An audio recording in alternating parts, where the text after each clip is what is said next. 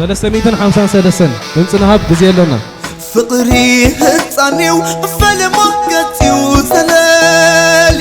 700 ዋው ዋው ዋው ዋው ዋው ዋው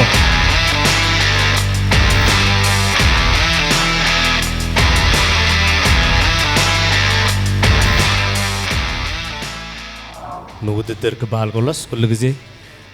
መሕላፍን ምትራፍን ከም ዘሎ ፍሉጥ ተቢዖም መፅኦም ክንደርፍ ኢና ኢሎም መፅኦም ንውድድር ታሽ ምቕራቦም እቲ ዝዕወትካ ኣብ መወዳእታስ ሓደ ሰብ ክበሃል ከሎ በቃ ክንወዳደር ኢና ኢሎም ንውድድር ምምፅኦም ብጣዕሚ ዘድንቖም ማለት እዩ